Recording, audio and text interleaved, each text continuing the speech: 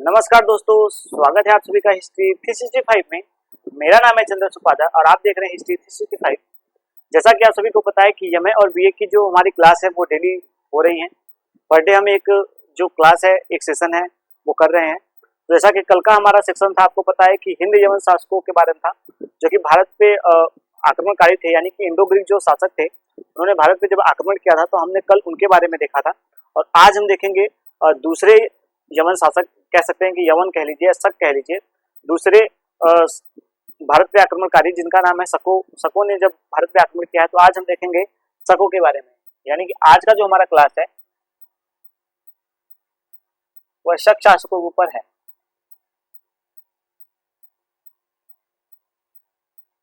शक शासकों के ऊपर आधारित है। तो हम देखेंगे सबसे पहले, जैसा कि आप सभी को पता है कि मैं पहले एक जब किसी भी चीजों के बारे में अगर आपको जानकारी पहले से थोड़ी सी दे दी जाती है, एक सामान्य सी जानकारी, तो क्या होता है कि आपका जो विकास है, जो आपकी ज्ञान का विकास है वो थोड़ा जल्दी होता है। तो मैं पहले शकों के बारे में एक जो सभी जगहों से जो क्वेश्चन हमसे पूछे जाते हैं हम उनके आधार पे पहले शकों के बारे में देख लेंगे। जैसा कि आप सभी को पता है कि जो शक है यह सिथियन जाति है, इनको ही शक कहा गया है। भारत में सिथियन जाति को ही भारत में शक कहा गया है।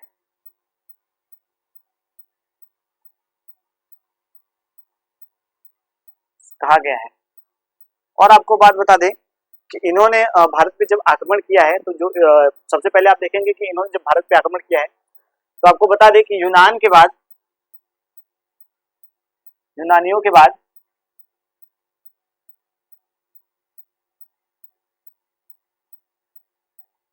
बाद भारत पे ये सफल दूसरे आक्रमणकारी हैं। यानी कि जो शकों का आक्रमण है जो यूनानों के बाद हमें देखने को मिलता है। तो यूनानों के बाद भारत पर शकों का आक्रमण होता है।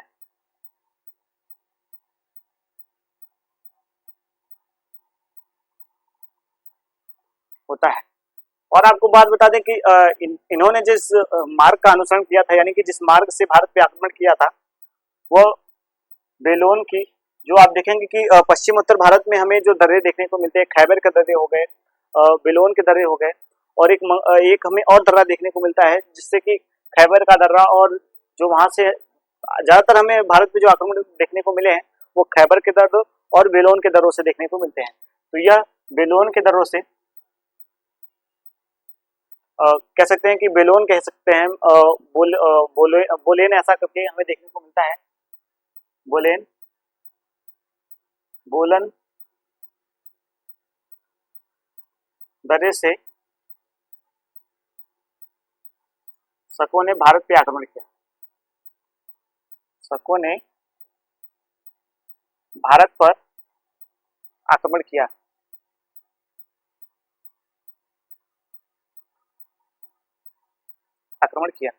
तो इस प्रकार से हम देखेंगे कि भारत पे जो यूनानों के बाद जो पहला हमें दूसरा आक्रमण देखने को मिलता है वो सफल आक्रमण शकों का हमें देखने को मिलता है।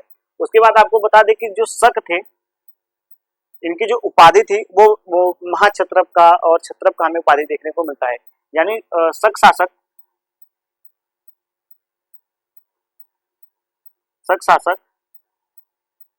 क्षत्रप की उपाधि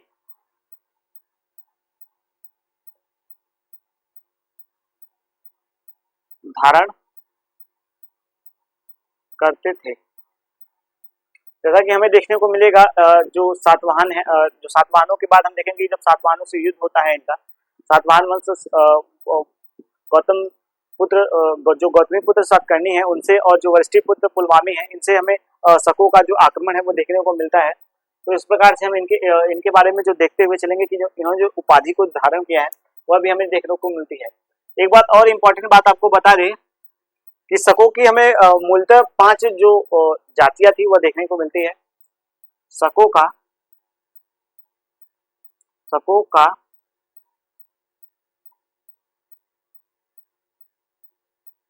मूलतः 5 जातियां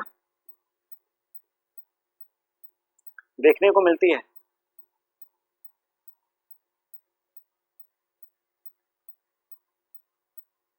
इसमें से जो दो हैं वो प्रमुख है जो भारत में हमें देखने को मिल जाते हैं। तो इसमें से जो दो जातियां हैं वह हमें भारत में देखने को मिलती है। इनको हम देखते हुए चलेंगे। भारत में सको का दो जातियां हमें देखने को मिलती है।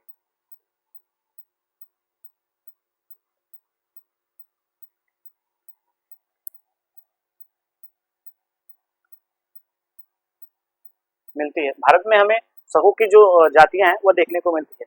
इनको दो भागों में हम देख सकते हैं। जो पहला है बांट के देख सकते हैं, यानी कि कह सकते हैं कि इनको हम दो भागों में बांट के देख सकते हैं। जो पहला है वो उत्तरी क्षत्रप है, उत्तरी क्षत्रप। इनका जो कह सकते हैं कि जो निवास स्थान है वह तक्षशिला से और तक्षशिला से मथुरा देखने को मिलता है। इनका जो निवास स्थान है हमें उस समय जो इनका शासनकाल देखने को मिलता है वह तक्षशिला से मथुरा में देखने को मिलता है। तक्षशिला से मथुरा के बीच इनका जो है वो हमें निवास स्थान देखने को मिलता है। तो अभी हम देखेंगे कि तक्षशिला के जो क्षत्रप हैं उनके बारे में पढ़ेंगे और जो मथुरा के क्षत्रप हैं हम इनके बारे में पढ़ेंगे। उसके बाद हम देखेंगे पश्चिमी क्षत्रप, जो दूसरे हैं वह पश्चिमी क्षत्रप। पश्चिमी क्षत्रप, इनके बारे में आपको बता दूं कि जो पश्चिमी क्षत्रप है इनमें हमें उज्जैन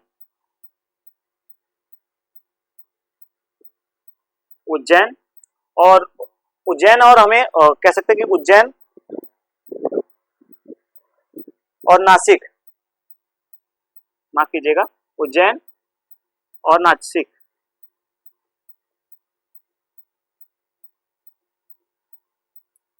नासिक के जो क्षत्रप है वो हमें देखने को मिलते हैं। तो उज्जैन और नासिक के जो क्षत्रप है उनकी हमें विशेषता देखने को ज्यादा मिलती है। लेकिन आपको एक बात और बता दूं कि इन सभी शकों में, यानी कि इन शकों में सबसे ज्यादा जो इम्पोर्टेंट है या सबसे ज्यादा जो जिनके बारे में हम पढ़ते हैं वह पश्चिमी क्षत्रप है। जो पश्चिमी क्षत्रप है जो उज्जैन में और नासिक में हमें देखने को मिलते हैं। इनका जो हमें इतिहास में जगह जो देखने को मिलता है वो पूर्णतः देखने को मिलता है। आपको बता दें शकों में पश्चिमी क्षत्रप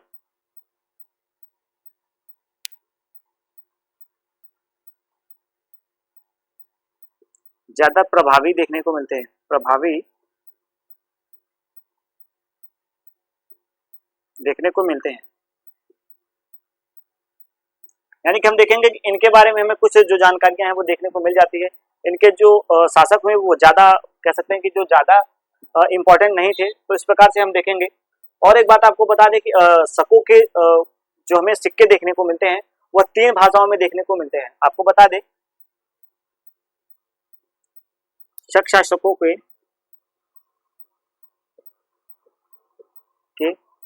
जो हमें सिक्के देखने को मिलते हैं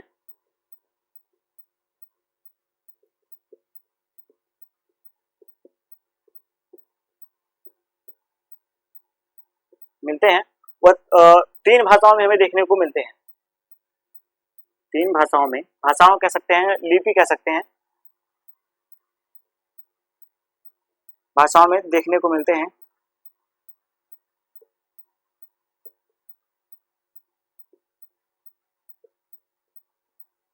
पहला जो है वह है यूनानी भाषा। आप जानते हैं कि ये जो सिथियन जाति थी जो यूनान की थी, तो इस प्रकार से हम देखेंगे कि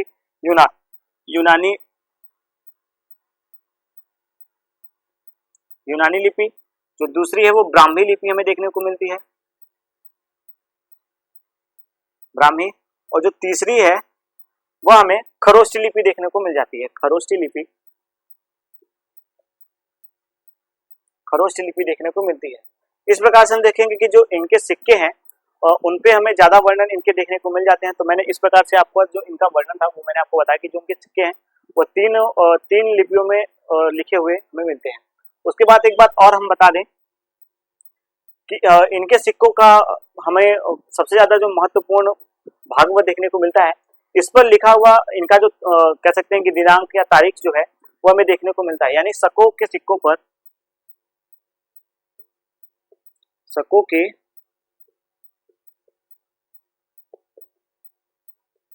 पर दिनांक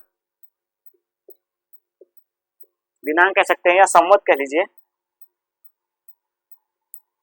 संवत या तारीख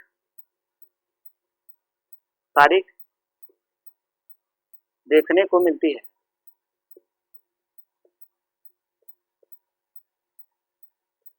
देखने को मिलता है। इस कारण से हम देखेंगे कि जो इनके सिक्के हैं वो बहुत ज्यादा इंपॉर्टेंट हमें देखने को मिल जाते हैं। इनके इस पर हमें कह सकते हैं कि प्रमाण जो है तारीखों के, वो सबसे पहले जो है हमें देखने को मिलते हैं। इनका जो तारीख है वो भी हमें इन सिक्कों पे देखने को मिलता है। इस क्रम में देखेंगे तो इनके जो सिक्के हैं वो बहुत ही ज्यादा महत्वपूर्ण और इम्पोर्टेंट माने जाते हैं। तो इस प्रकार से हम इनके बारे में जो जानकारी है वो आपको देते हुए चल रहे हैं। और आपको बता दें कि शकों के बारे में जो हमें और जानकारी देखने को मिलेगी, अभी हम जैसे जैसे क्लास आगे करेंगे तो बताएंगे कि जो संवत है, आप देखेंगे कि जो उज्जैन में, यानी कि जो उज्जैन में रहने वाली शक जाति थी, इसको विक्रमादित्य नामक एक शासक है वो वहां से परास्त कर देते हैं। यानी कि इनको यहाँ से परास्त करते हैं, इनसे युद्ध लड़ते हैं, इसके बाद इन्हें परास्त कर देते हैं। तो यह मथुरा में जाके शिफ्ट हो जाते हैं। और इसके बाद जिस विक्रमादित्य ने इनको परास्त किया था, तो इनको परास्त करने के उपलक्ष्य, यानी शकों को परास्त करने के उपलक्ष्य में विक्रमादित्य ने विक्रम संवत, यानी कि 57 ईसा पूर्व का जो हमें विक्रम संवत देखने को मिलता है, वह इन्हीं के शासनकाल में देखने को मिलता है कि जो विक्रमादित्य थे शकों को पराजित करते हैं और उसके बाद एक विक्रम संवत की नींव डालते हैं। तो हम देखेंगे कि जो इन्हीं के शासनकाल में हमें विक्रम संवत देखने को मिलेगा। जब हम एक शाखा के बारे में, जो उज्जैनों के बारे में जब पढ़ेंगे तो हम देखेंगे तो हमें इनके बारे में जो जानकारियां हैं वो देखने को मिलेगी। तो मैं आपको इनके बारे में जो जानकारी है वो देता हुआ चलूंगा। तो पहले तक्षशिला, सबसे पहले हम देखेंगे कि इनकी जो तक्षशिला की मतलब जो तक्षशिला के शक थे उनके बारे में देखेंगे। उसके बाद हम मथुरा के शकों के बारे में देखेंगे।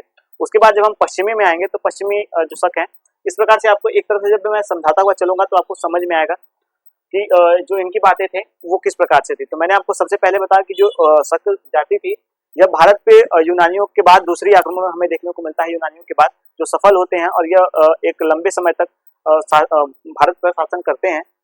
तो इनके बारे में हम देखेंगे कि जो यह सिथियन जाति थी, जो कि वहाँ यूनान की रहने वाली जो जाति थी उसमें से सिथियन जाति थी। और उसके बाद यह शक यूनानों के बाद दूसरा भारत पे आक्रमण हमें देखने को मिलता है।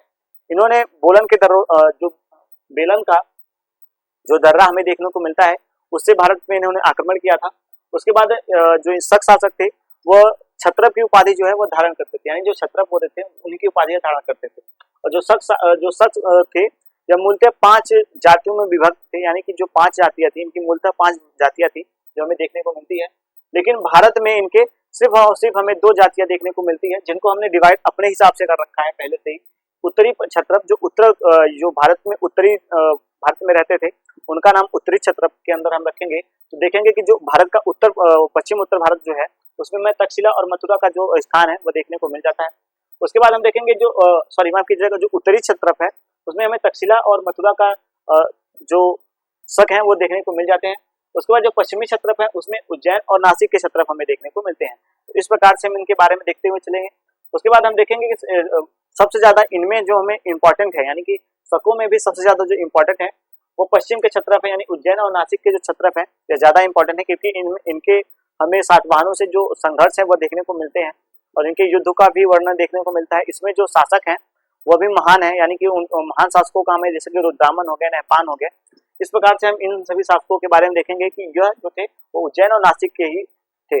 कहीं अगर देखेंगे जब उज्जैन के शासकों को जब भगाया जाता है तो यह आके मथुरा में निवास करते हैं। तो इस प्रकार से देखेंगे ये ऐसे ही हमें इनके बारे में देखने को मिलता है। उसके बाद हम देखेंगे कि इनका जो सिक्का है, सिक्कों के बारे में मैंने आपको बताया कि इनकी जो सिक्के हैं वो हमें 3 लिपियों में देखने को मिलते हैं। पहला जो है यूनान, ब्राह्मी और खरोष्टी, ये तीनों लिपियों में इनका जो सिक्का है वो हमें देखने को मिल जाता है।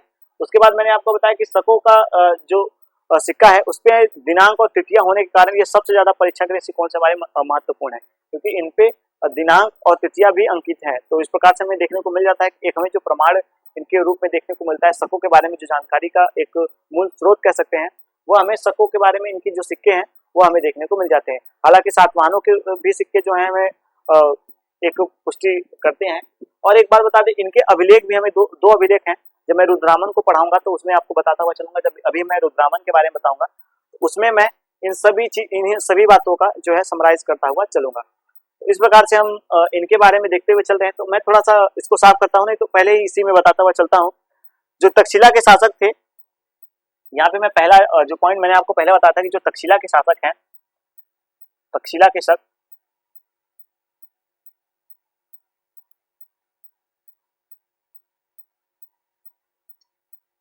तक्षशिला के शक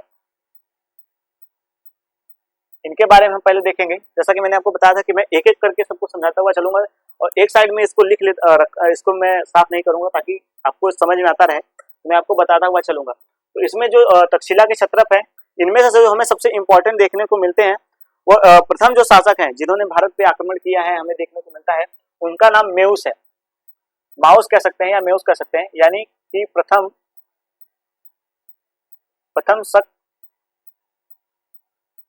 शासक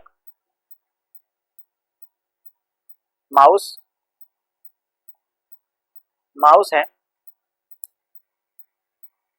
इसके बाद आपको बता दें कि इन्होंने जो प्रथम भारत पर इन्होंने प्रथम शक के विजेता के रूप में, जैसा कि मैंने आपको पहले ही बता दिया, ये प्रथम शक शासक थे जिन्होंने भारत पे विजय को प्राप्त किया है। तो आपको इनके जो नाम है उसको याद रखना है कि जो प्रथम शक शासक है यानी कि जो माउस है, ये प्रथम शासक है जिन्होंने भारत पे, यहाँ पे लिख देता हूँ, भारत पर सख्त सत्ता को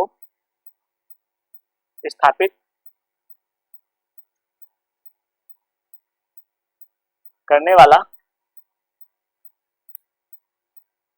प्रथम शक था। प्रथम शक शासक जो था उसका नाम था माउस। मैं यहाँ पे अंडरलाइन कर देता हूँ ताकि आपको समझ में आता हुआ चले। उसके बाद देखेंगे इनके बारे में हमें कुछ इंपॉर्टेंट बातें देखने को नहीं मिलती, तो हम इनको यहीं पे छोड़ेंगे क्योंकि मैंने जैसा कि आपको पहले बता दिया कि जो तक्षशिला के शक हैं उनके बारे में हमें जो ज्यादा जानकारियां देखने को नहीं मिलती। उसके बाद हम देखेंगे मथुरा के शक, यानी कि जो मथुरा के शक शासक है, तो हम यहीं पे देखते हुए चलेंगे। तो मैं यहाँ पे थोड़ा इसको साफ कर लेता हूँ ताकि आपको देखेंगे में थोड़ा सा आसानी हो।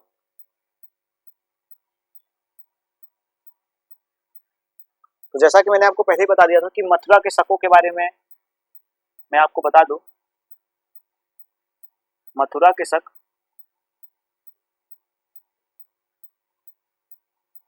ये मथुरा के शक शासक हैं। इनके बारे में बताऊं कि इनका जो हमें शासन देखने को मिलता है उसका नाम राजूस है, यानी कि देखेंगे इस वंश का, यहाँ का शासक कह लीजिए, यहाँ का प्रथम शासक इस वंश, यहाँ पे मैं लिख देता हूँ इस वंश का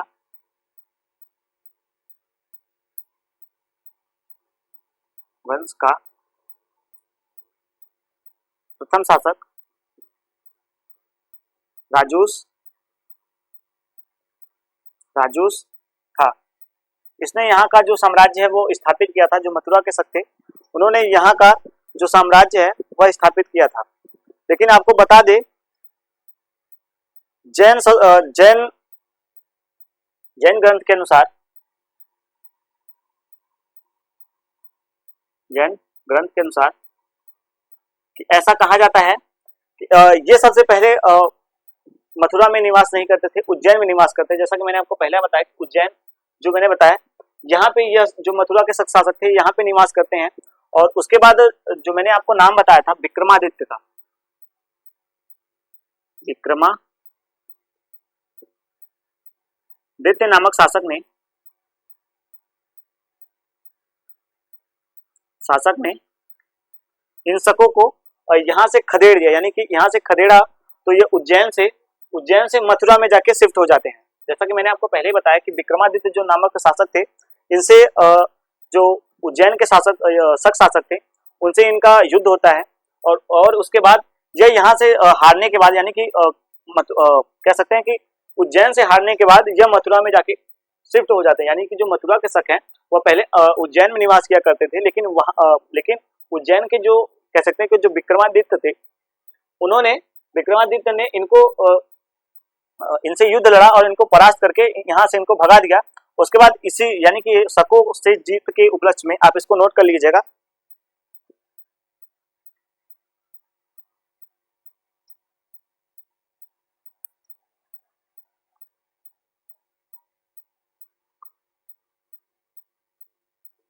शकों पर जीत प्राप्त करने के उपलक्ष्य में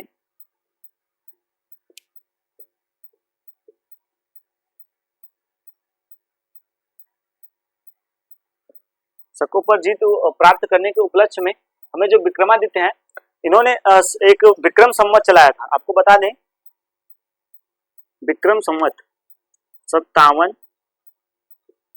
ईसा पूर्व में विक्रम संवत चलाया था। तो जैसा कि मैंने आपको बताया कि इनके बारे में जो हमें सबसे महत्वपूर्ण बात है, जब विक्रम संवत के बारे में है, तो आप जानिएगा कि जो मथुरा के शासक हैं, ये सबसे पहले उज्जैन में निवास किया करते थे और उज्जैन के जो शासक, उज्जैन के कह लीजिए कि पड़ोसी शासक रहे होंगे। और विक्रमादित्य, इनके बारे में हमें कुछ इंपॉर्टेंट बातें जो है देखने को नहीं मिलती, तो हमें बस इतना ही ज्ञात होता है कि जो विक्रमादित्य थे, आपको बता दें कि संपूर्ण भारत में, यानी संपूर्ण भारत के इतिहास में हमें 14 विक्रमादित्य की उपाधि धारण करने वाले हमें शासक देखने को मिलते हैं। आपको बता दें कि इसको भी आप नोट कर लीजिएगा कि संपूर्ण भारत के इतिहास में हमें 14 विक्रमादित्य ऐसे मिलते हैं कि जिन्होंने उसकी उपाधि धारण की है, विक्रमादित्य की उपाधि को धारण किया है, तो ऐसे में 14 मिलते हैं। सर्वप्रथम हमें जो है यह देखने को मिलते हैं।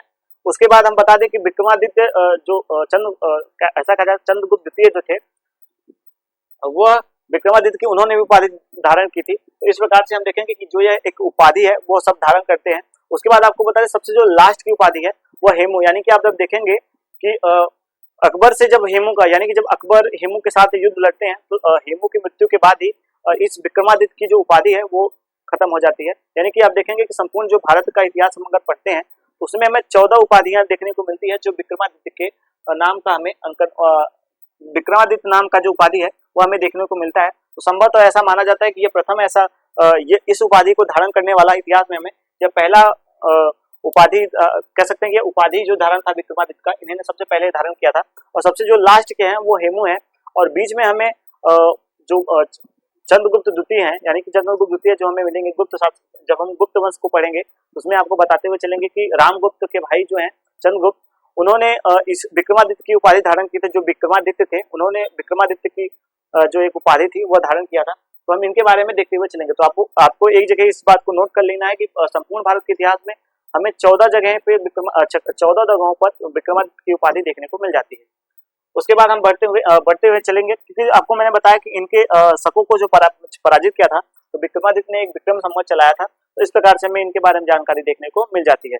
उसके बाद हम देखेंगे अब पश्चिमी भारत के जो शक शासक थे, यानी कि अब हम आ गए हैं यहाँ पे पश्चिमी भारत के, यानी कि हम देखेंगे अब इनके बारे में, जो इनके इन शकों के बारे में हम देखेंगे कि इन्होंने भारत में किस प्रकार से शासन किया। हालांकि इसमें एक से बढ़ के एक जो शासक थे हमें देखने को मिलते हैं। तो हम इनके बारे में डिस्कस करते हुए चलेंगे। पहले आप इसको नोट कर लीजिए ताकि मैं इसको साफ करूंगा और उसके बाद आपको आगे बताता हुआ चलूंगा।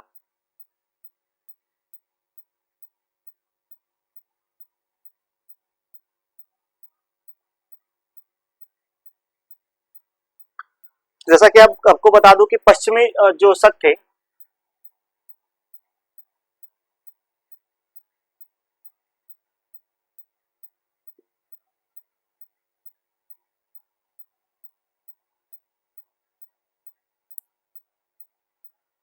पश्चिमी शक शासक, अब हम इनके बारे में देखते हुए चलेंगे। सबसे पहले आपको बता दें कि जो पश्चिमी शक शासक थे यह महाराष्ट्र में निवास करते थे। यानी कि इनको इनके बारे में कुछ जो मैं इंपॉर्टेंट आपको बातें बता दूं, क्योंकि ये सबसे ज्यादा इंपॉर्टेंट शक शासकों में हमें माने जाते हैं। तो मैं आपको इनके बारे में कुछ इंपॉर्टेंट जो बातें हैं वो बताता हुआ चलता हूँ। इस वंश के शासकों को छहरात कहा जाता था। छहरात छहरात वंश के शासक थे ये, छहरात कहा जाता था, और यह महाराष्ट्र में निवास करते थे। महाराष्ट्र में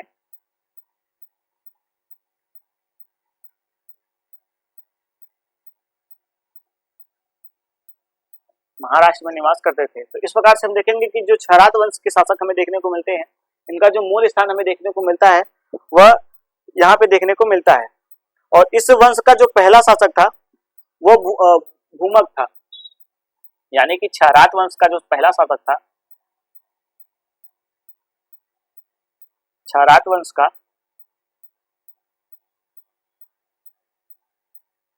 पहला शासक भूमक खा। तो इस बात को आपको नोट करते हुए चलिए, जैसे कि मैंने आपको वहां पे जो जानकारी दिया था तो उसको आपने नोट किया था, तो आपको यहाँ पे भी क्षरात वंशों के बारे में जो जानकारी मैं देता हुआ चल रहा हूँ उसको नोट करते हुए चलना है कि जो यहाँ का जो पहला शासक था, क्षरात वंश का जो पहला शासक था, उसका नाम हमें उसका नाम जो हमें भूमक देखने को मिलता है। उसके बाद आपको बता दूं कि क्षरात वंश का सबसे प्रतापी शासक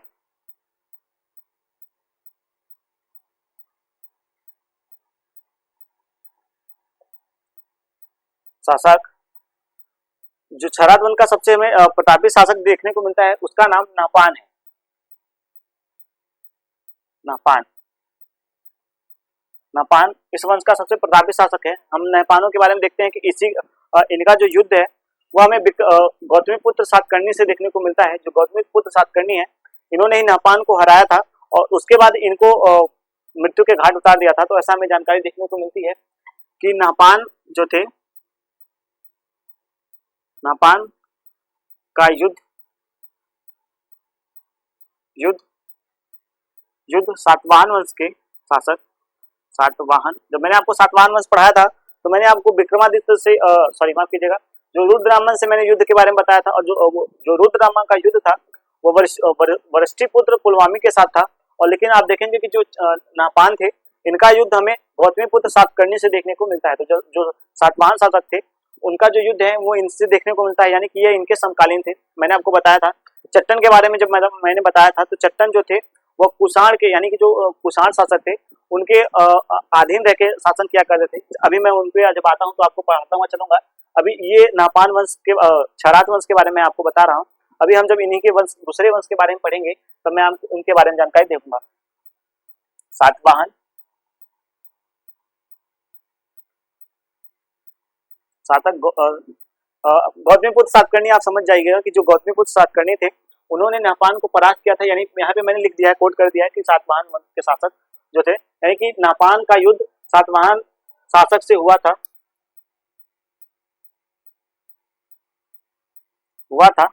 और इन्होंने इनको परास्त किया था। यानी कि जो सातवाहन वंश के शासक थे इन्होंने नाहपान को परास्त कर दिया था और इनकी जो कह सकते हैं कि इनकी जो राजधानी थी उसको उस पर कब्जा कर लिया था। आप देखेंगे कि जब पहले शकों ने ही सबसे पहले इन सातवाहनों के मूल जो निवास स्थान था वहां पे इन्होंने मालवा, जो इनका मूल निवास स्थान था, हमें देखने को मिलता है सातवाहनों का, इस पर इन्होंने आक्रमण करके इनको छीन लिया था। उसके बाद हमें फिर से इनके बारे में जो देखने को मिलता है, जब उनका अंधकार का युग प्रारंभ होता है तो सबसे अंधकार का जो युग प्रारंभ होता है उसमें हमें उसका मुख्य जो कारण देखने को मिलता है वह शक शासकों का ही देखने को मिलता है, क्योंकि वह शक शासक जो थे उन्होंने उनके ऊपर आक्रमण किया और उनके राज्यों को छीन लिया और इस कारण से हमें उनका जो अंधकार का युग है वह देखने को मिलता है। अगर आपने वो उस क्लास को नहीं देखा है तो आप प्लीज जाके उस क्लास को देख लें, ताकि आपको एक आइडिया लग जाए कि जो मैं बता रहा हूँ वो सही आपको समझ में आता हुआ चलेगा।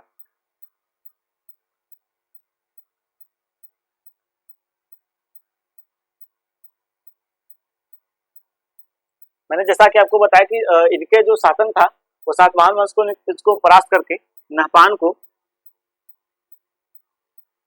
को इन्होंने परास्त किया और उसके बाद इनको इनकी जो मृत्यु है वो कर दी। मृत्यु कर एक हमें जानकारी देखने को ऐसा मिलता है, जुगलथम्बी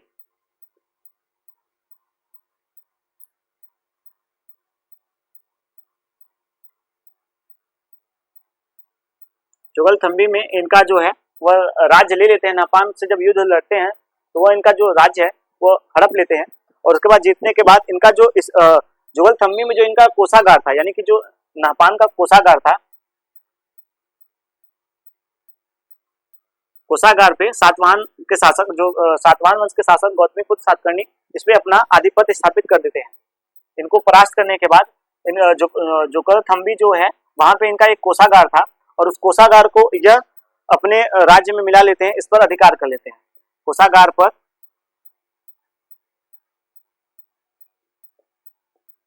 अधिकार कर लेते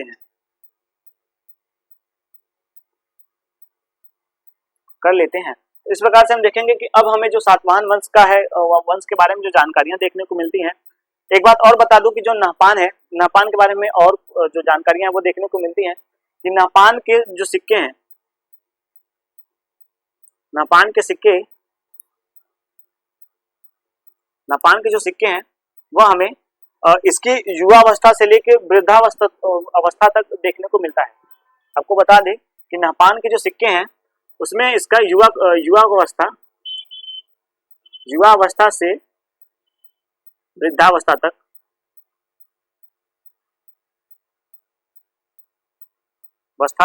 अंकन देखने को मिलता है।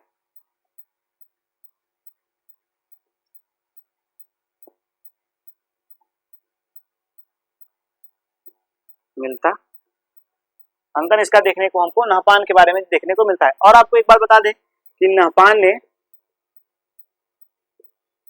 ने कुल 46 वर्ष तक शासन किया था, कुल 46 वर्ष तक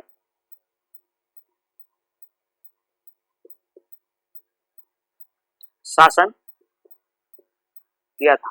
जैसा कि आपको बताया, मैंने आपको पहले ही बता दिया कि इन्होंने जब 46 वर्ष तक शासन किया था तो इनके ऊपर गौतमीपुत्र सातकर्णी ने आक्रमण किया और इनके सभी राज्यों पर अपना कब्जा स्थापित कर लिया। तो आप देखेंगे कि इनके सभी राज्यों को अपने राज्य में हस्तांतरित कर लेते हैं। मैंने आपको बताया जोथलंबी एक इनकी मृत्यु, इनको परास्त करते हैं गौतमीपुत्र सातकर्णी।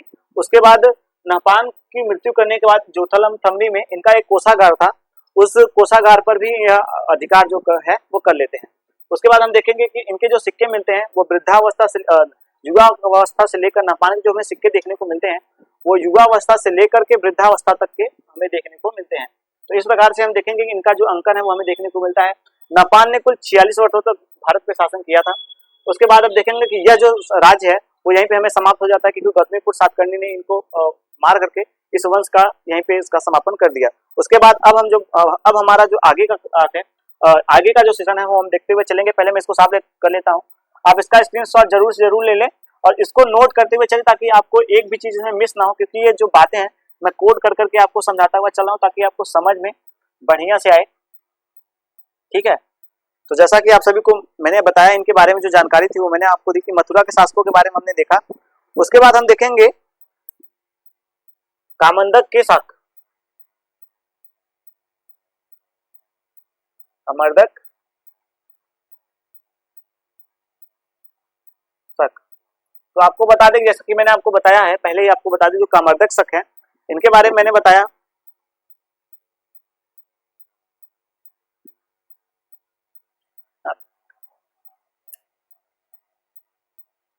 कादमक जो शक है इनके बारे में बता दूं, इनके जो जिन्होंने इस वंश को स्थापित किया था, तो आपको बताऊं कि इसके संस्थापक,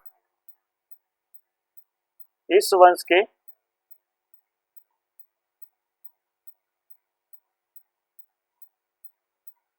स्थापक हमें चस्टन, जब मैंने आपको बताया था, जब गौतमीपुत्र सातकर्णी के बारे में पढ़ाया था तो मैंने आपको चस्टन के बारे में बताया था कि इनका जो समकालीन था वो चट्टन था। चट्टन हमें देखने को मिलता है। इसी का जो पौत्र है वह रुद्रदामन है, यानी कि इसका जो पुत्र है उसका नाम है जयदामन और इन्हीं का जो पौत्र है उसका नाम है रुद्रदामन। तो हम इनके बाद अब रुद्रदामन के बारे में ही पढ़ेंगे।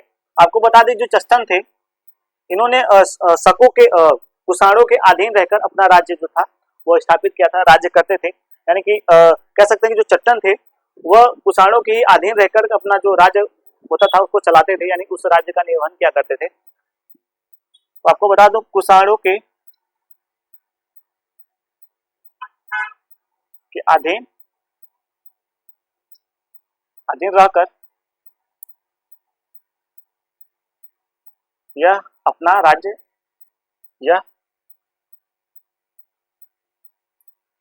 शासन किया करते थे।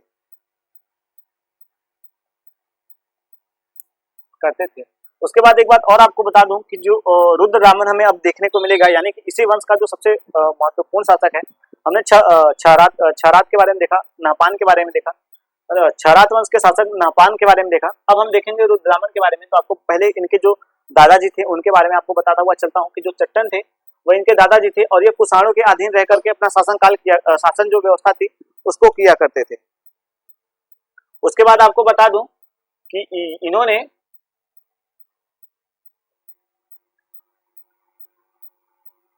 इनके पौत्र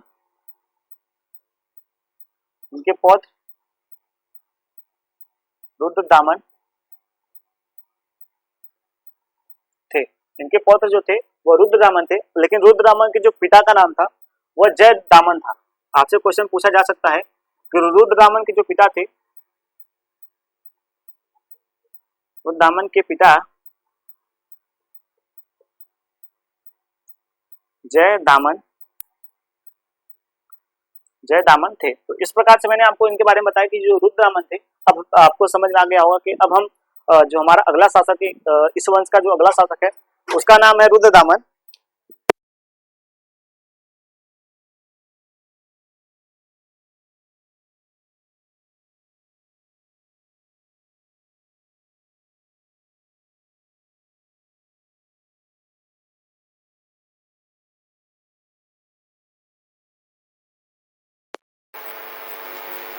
तो इस प्रकार से हम देखेंगे कि जो रुद्रदामन है, रुद्रदामन के जो पिता है वह जयदामन है, वो हमें जयदामन के रूप में देखने को मिलते हैं। और इनके जो यानी कि जो इनके दादाजी थे उनका नाम था चट्टन। इन्होंने इस वंश का जो है वह नींव डाला था, तो मैंने आपको पहले बता दिया। तो अब हम हमारा पूरा फोकस जो है वह रुद्रदामन के ऊपर होगा। रुद्रदामन इनके इन्हें कह सकते हैं कि महाक्षत्रप की जो उपाधि है वो भी देखने को मिलती है, महाक्षत्रप रुद्रदामन। महाक्षत्रप रुद्रदामन। एक बात और आपको रुद्रदामन के बारे में, इनका जो टाइम पीरियड है मैं आपको बता देता हूं। 130 ईस्वी से 150 ईस्वी तक हमें इनका जो शासन काल है वह देखने को मिलता है। तो इस प्रकार से हम देखेंगे रुद्रदामन के बारे में। आपको बता दो कि जो रुद्रदामन थे इन्हें संगीत का अच्छा ज्ञान था, यानी कि ये काव्य के बारे में आप देखेंगे कि जो इनकी उपाधि है वह काव्य का संरक्षक, यानी कि इनकी उपाधि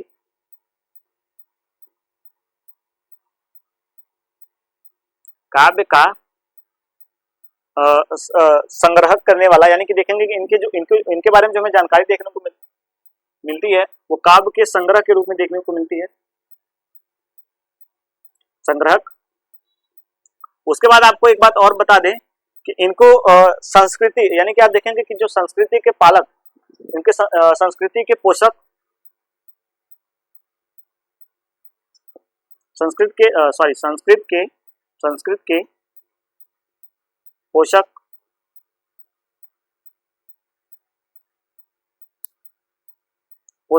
ऐसी उपाधि इन्हें दिया गया है।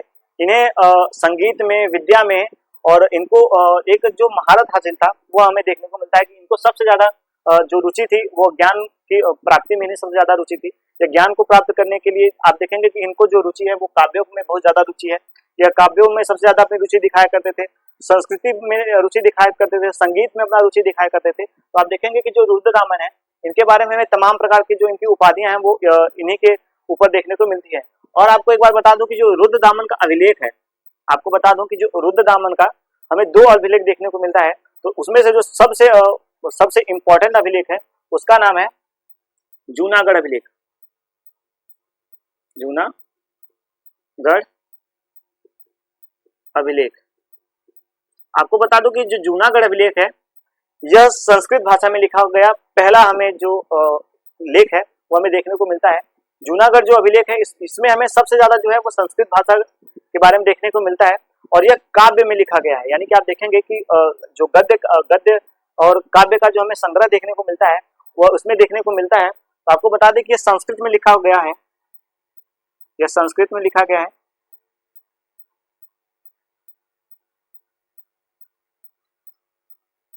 लिखा गया है और यह चंपू शैली में है, काव्य के चंपू शैली में है।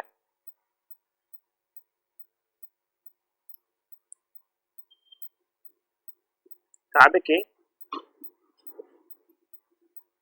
चंपू शैली में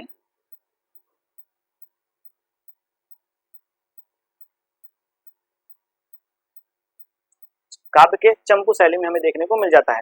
उसके बाद बता दें इनके जो दूसरे अभिलेख हमें देखने को मिलते हैं उनका नाम है अधो अभिलेख। जो दूसरा अभिलेख है इनका ये ज्यादा इंपॉर्टेंट नहीं है और इनके बारे में हमें देखने को इसमें हमें भूमिदान के बारे में जो जानकारियां हैं वो देखने को मिल जाती है। लेकिन जो जूनागढ़ अभिलेख है इसमें हमें सातवाहन वंश के बारे में भी जानकारी देखने को मिलती है, अशोक के बारे में भी जानकारी देखने को मिल जाती है। यानी कि जब मौर्य वंश का मैंने आपको पढ़ाया था उसमें बताया था कि रुद्रदामन का जो रुद्रदामन का हमें जूनागढ़ अभिलेख देखने को मिलता है और खारवेल का जो हाथी अभिलेख देखने को मिलता है उसमें भी हमें इनके बारे में जो जानकारियां हैं वो पूर्ण रूप से देखने को मिल जाती है। और आपको बता दें सुदर्शन झील के निर्माण का यानी सुदर्शन झील की मरम्मत जो कार्य करवाया था सुविशाख ने इनके समय में जो सुदर्शन झील का वर्णन हमें देखने को मिलता है वह जूनागढ़ अभिलेख में ही देखने को मिल जाता है। तो आपको इस बात को नोट करना है।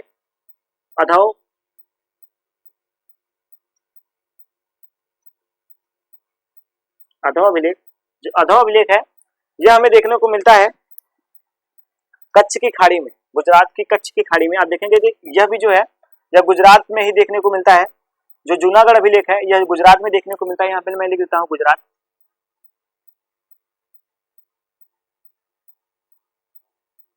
गुजरात और यह कच्छ की खाड़ी में देखने को मिलता है, कच्छ की खाड़ी में देखने को मिलता है। तो इस प्रकार से मैंने इनके बारे में जो इंपॉर्टेंट बातें थी वो मैंने आपको बता दिया इनके अभिलेख के बारे में। अब इसके बाद हम देखेंगे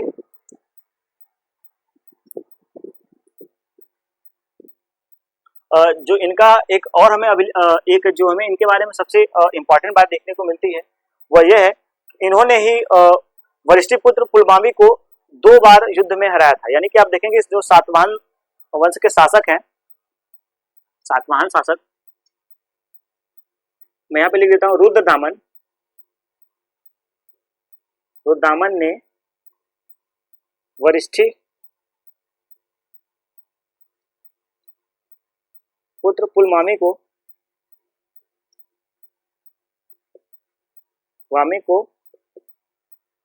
2 बार युद्ध में हराया था। 2 बार युद्धों में हराया था। लेकिन इनसे एक जो संबंध था मैंने आपको बताया था कि रुद्रदामन की जो पुत्री थी इनका विवाह वशिष्ठपुत्र पुलमावी से हुआ था। यानी कि जो रुद्रदामन की जो पुत्री थी इनका विवाह वशिष्ठपुत्र पुलमावी से हुआ था। तो इस कारण से इन्होंने उनका जो वध है वो नहीं किया। तो इस कारण से हम देखेंगे कि इनका जो राज्यपाठ है वो हमें इस प्रकार से देखने को मिलता है। और आपको बता दी जैसा कि मैंने आपको यहाँ पे पहले बता दिया तो जो रुद्रदामन जो था वो संस्कृति का पोषक था। यानी कि संस्कृत धर्म का यानी कि जो हमारा सनातन धर्म देखने को मिलता है उसका पोषक था। सनातन धर्म का या कह सकते हैं वैदिक धर्म का, रुद्रदामन वैदिक धर्म का, यहाँ पे दिख रहा है, धर्म का पोषक था, पोषक के रूप में हमें देखने को मिल जाता है। इसके बाद मैं आपको बता दूं कि इस वंश का जो अंतिम शासक था, अब हम देख चुके हैं कि इनका जो शासन काल था वो मैंने आपको सारा बता दिया। तो इस वंश का जो अंतिम शासक था यानी रुद्रदामन के वंश का जो अंतिम शासक है, इस वंश का अंतिम शासक जो हमें है वह विश्वसेन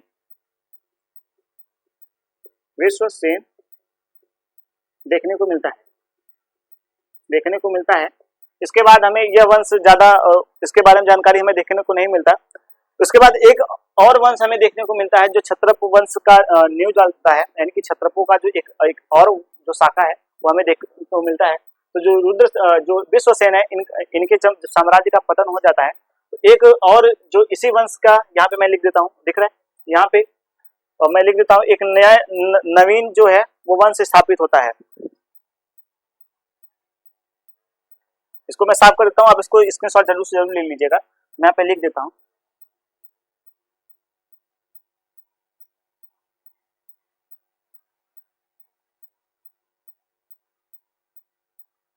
एक नवीन जो है वो वंश चालू होता है।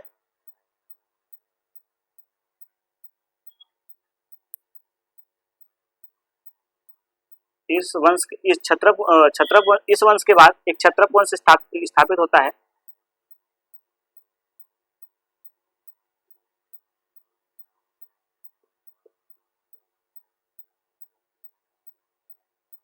क्षत्रप वंश स्थापित होता है जिसके संस्थापक जो थे उनका नाम है रुद्र सिंह।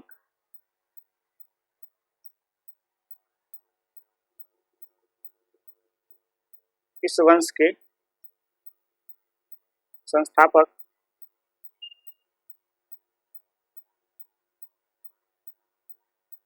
रुद्र सिंह जो द्वितीय हैं, वह इस वंश के संस्थापक के रूप में एक नया वंश की नींव डालते हैं। जो रुद्र सिंह द्वितीय हैं वह एक नया वंश का नींव डालते हैं और इस वंश का जो अंतिम शासक था, पश्चिमी भारत पे अंतिम शासकों का जो हमें उल्लेख देखने को मिलता है। आपको बता दें कि जो पश्चिमी यही जो शासक है उन्होंने पश्चिम भारत का शक के अंतर्गत हमें देखने को मिलता है। तो ये जो पश्चिमी शासक थे, पश्चिमी शासकों का अंतिम शासक रुद्र सिंह द्वितीय, यानी कि जो रुद्र सिंह तृतीय हैं वह इस वंश के अंतिम शासक हैं। रुद्र सिंह तृतीय जो हैं, इनका जो एक और हमें नाम देखने को मिल जाता है वह है नरसिंह। इन्हीं का एक हमें और नाम देखने को मिलता है जिनका नाम है नरसिंह। नरसिंह जो है इनका दूसरा नाम में देखने को मिलता है। तो इस प्रकार से हम देखेंगे कि इस वंश का जो अंतिम शासक है वह यह है। उसके बाद हम देखेंगे इसी को हरा करके, यानी इसी वंश के शासक को हरा करके चंद्रगुप्त द्वितीय ने इस शासक को हराकर चंद्रगुप्त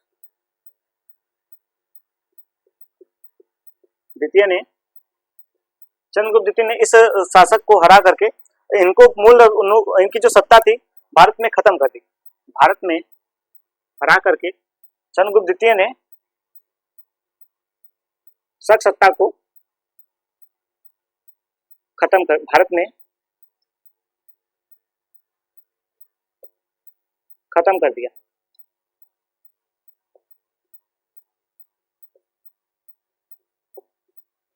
कर दिया। तो इस प्रकार से हम देखेंगे जो चंद्रगुप्त द्वितीय हैं इन्होंने शकों का भारत पर पूर्ण रूप से जो शासक था उसको खत्म कर दिया। तो जो अंतिम शक शासक थे उनका नाम है रुद्र सिंह द्वितीय और हमें इनका जो दूसरा नाम देखने को मिलता है वो नरसिंह देखने को मिलता है। तो आपको इस बात को आपसे कोई क्वेश्चन पूछा जा सकता है कि शक शासक जो अंतिम शक शासक थे इनको किसने हराया था। आप देखेंगे कि जो महाक्षत्रप यानी कि जो नहपान वंश के शासक थे उनको गौतमीपुत्र सातकर्णी ने मार के खत्म कर दिया था। उसके बाद हमें जो और दूसरे शक शासक देखने को मिलते हैं वह यही देखने को मिलते हैं। उसके बाद जो इस वंश का एक दूसरा हमें जो शासक भारत पे स्थापित हुआ देखने को मिलता है वह क्षत्रप वंश का दूसरा जो शासक है वह रुद्र सिंह द्वितीय है। यानी कि अब देखेंगे कि रुद्रदामन के बाद जो हमें एक इनका जो पुत्र है वह हमें रुद्रदामन के बाद जो इनका एक पुत्र है वह देखने को मिलता है। और उसके बाद रुद्र सिंह द्वितीय जो है इस वंश का अंतिम शासक, इस वंश को एक नया वंश के रूप के स्थापित करता है। और उसके बाद इस वंश का जो अंतिम शासक है उसका नाम है रुद्र सिंह और इसने इनका जो नाम हमें दूसरा नाम देखने को मिलता है वह नरसिंह देखने को मिलता है। और इन्हीं रुद्र सिंह को चंद्रगुप्त द्वितीय ने हरा करके सत्ता को अपने राज्य में मिला लिया था और इनको मूल रूप से इनका नष्ट खत्म कर दिया था। इस प्रकार से देखेंगे कि जो हमारी आज की क्लास है वो संपूर्ण शक शासकों के ऊपर आधारित था। तो हमने शक शासकों के ऊपर जो डिटेल में जो जानकारी थी वो आपको दी। तो आज की हमारी जो क्लास है वो यहीं तक रहेगी और कल हम कुषाणों के बारे में, जो कुषाण है उनके बारे में जो है वो हमारा जो कल का क्लास होगा वो कुषाण के ऊपर आधारित होगा। तो आज की जो हमारी क्लास है वो यहीं तक रहेगी। आपको ये क्लास पसंद आया हो तो लाइक करें, शेयर करें, कमेंट करें और अपने दोस्तों के साथ जरूर से जरूर शेयर कर लें ताकि ऐसी जो आपको परीक्षा के दृष्टिकोण से इम्पोर्टेंट है, ऐसा नहीं है मैं इस दृष्टि से पढ़ाता हूँ ताकि आपका एमए और बीए का ही सीरीज नहीं, अगर आप किसी भी परीक्षा की तैयारी करते हैं तो ये आपको उसमें जरूर से जरूर हेल्प करेगा। तो इस प्रकार से आज का जो हमारा क्लास है वो यहीं तक रहेगा। अब हम कल आपसे फिर से मुलाकात करेंगे। चलते हैं, जय हिंद।